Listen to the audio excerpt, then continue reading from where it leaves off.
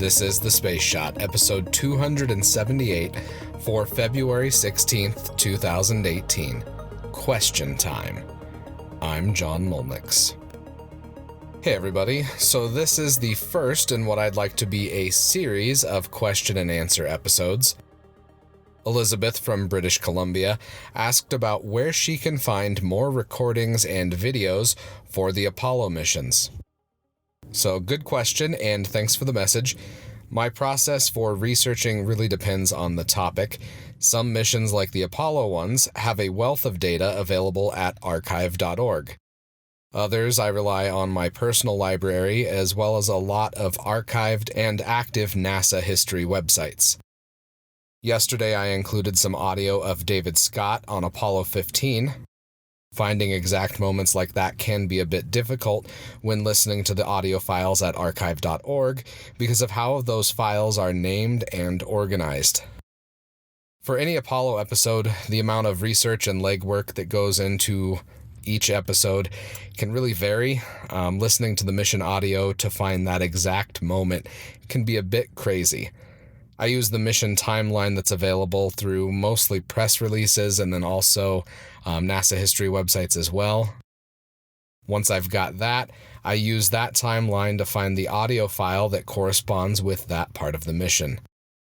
The research time for these episodes can range anywhere from 5 hours for a shorter episode to beyond 10 or more, depending on how much I'm listening to and how much I write.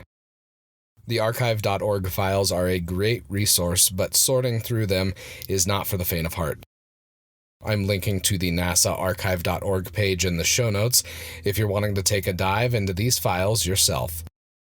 They're also a great resource if you're a teacher, and if you need any ideas for lesson plans or anything, message me, and I'll be happy to point you in the right direction. Also, you can shoot me any questions you have about space history, podcasting, research in general, really anything space or science or pop culture related, and I'll answer it on the podcast as long as it fits in with what we're talking about. I also let Elisabeth know about an older episode of The Space Shot that's related to what we've talked about today. Back in episode 40, I discussed digital amnesia, and I'm including the audio from that episode in today's Space Shot because it's related to the research process we've been talking about. It's amazing how many websites are now archived or partially accessible due to their age, which really isn't that old, to be honest.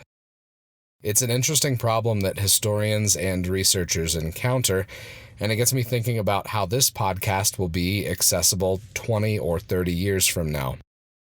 I'll still be a space nerd, that much isn't going to change, but how we consume audio content and access podcasts could radically change. I've got one historical note for today's episode.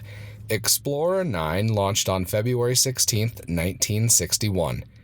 The spacecraft, quote, measured characteristics and composition of the upper thermosphere and lower exosphere over the entire globe. I'm linking to some great science pages on the thermosphere and exosphere, so be sure to check those out. An interesting note is that aurora, the northern or southern lights depending on your hemisphere, exist in Earth's thermosphere. Now, for the rest of today's episode, here's episode 40 of The Space Shot, Digital Amnesia. This is The Space Shot, episode 40 for June 23rd, 2017. Digital Amnesia and Core B1029. Hey everyone, welcome to The Space Shot, your daily space history, pop culture, and news fix. I'm John Molnix. 5, 4, 3, 2, 1. SpaceX successfully launched and landed a booster for the second time today, Core B1029. Now this is a cool thing. We're entering the age where we're going to start having to keep track of rocket cores that have been successfully launched by SpaceX. Originally, Core 29 launched the first 10 Iridium NEXT satellites in January of this year and landed on the West Coast drone ship. Just read the instructions. Earlier today, Core 29 launched a second time, delivering Bulgaria Sat-1, then landing a little hard on the East Coast drone ship, Of Course I Still Love You. SpaceX is due to launch another time this weekend from Vandenberg Air Force Base, and that will be the second flight of the Iridium NEXT satellites. Today's launch is significant because it shows that SpaceX is making progress for rapid reusability, with the eventual goal being a less than 24-hour turnaround. As of today, SpaceX hasn't announced plans as to when the core that launched today will be relaunched, but I'm hoping we'll see it fly again soon. Also, a huge shout out to the Reddit page r/SpaceX Lounge for their excellent Falcon core tracker. Today I want to take a detour from the regular space topics I've been covering to talk about something else. Don't worry, it's related to history and even to space history, so bear with me here. I want to talk about digital amnesia. Well, what is digital amnesia? It's also known as digital obsolescence, but basically, it happens when a file, a website, a piece of computer hardware can no longer be read or function properly, thereby depriving us the ability to read the contents that have been stored in that either physical or digital medium. What I've found in some cases while researching episodes of The Space Shot is that a lot of space mission websites have been left as is. The HTML for the websites dates back to the 1990s and looks pretty basic. Links that used to be functional no longer work, and I've even run into this with blog posts that I've made just a few years ago. Stories that I've linked to, pictures that I've included, they're no longer working properly. Usually the 404 error that you get reads something like, "Sorry, the page you were looking for has moved or no longer exists." In the case of NASA, they get a little cheeky with their error message and say that the cosmic object you were looking for has disappeared beyond the event horizon. Funny, but not exactly the message that a researcher or interested member of the public wants to see. So why am I talking about all of this? Well, digital amnesia can pose a problem to historians and to the public.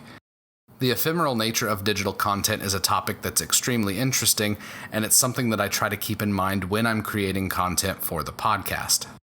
Before I go today, I want to quote Alexis de Tocqueville here.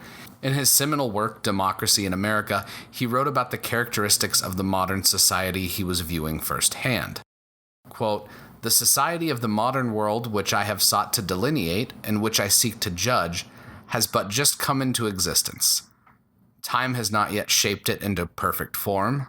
The great revolution by which it has been created is not yet over. And amidst the occurrences of our time, it is almost impossible to discern what will pass away with the revolution itself and what will survive its close. The world which is rising into existence is still half encumbered by the remains of the world which is waning into decay. And amidst the vast perplexity of human affairs, none can say how much of the ancient institutions and former manners will remain, or how much will completely disappear. Although the revolution which is taking place in the social condition, the laws, the opinions, and the feelings of men, it is still very far from being terminated. Yet its results already admit of no comparison with anything that the world has ever before witnessed. I go back from age to age upon the remotest antiquity, but I find no parallel to what is occurring before my eyes. As the past has ceased to throw its light upon the future, the mind of man wanders in obscurity." Now let that sink in for a second. As the past has ceased to throw its light upon the future, the mind of man wanders in obscurity. At times I fear that digital storage mediums and things like social media don't offer enough permanence to truly leave us with information that we could use in 5, 10, or 15 years from now. Take the example of Snapchat. Their stories feature was essentially copied by Instagram, and the people that have been creating content on Snapchat suddenly had to start over on a different, yet similar platform. With how quickly news and history gets passed through social media, I hope that we don't let the past cease to throw its light upon our future. I would really appreciate it if you could venture into the Apple Podcasts app or your podcast app of choice and leave a review for The Space Shot. To those of you that have already left reviews, thank you. For everyone else, reviews are critical because a steady stream of them helps ensure that The Space Shot stays higher up in Apple's podcast app search algorithm. As always, the show notes have more information on today's episode. You can hit me up on Instagram and Twitter. Find me at John Molnix. I'm always up to chat. You can also connect with me on Facebook. Just search The Space Shot or click the link in the show notes and you'll find me. tomorrow, Vanguard 2, and the International Geophysical Year. I'm John Molnix, and I'll catch you on the flip side.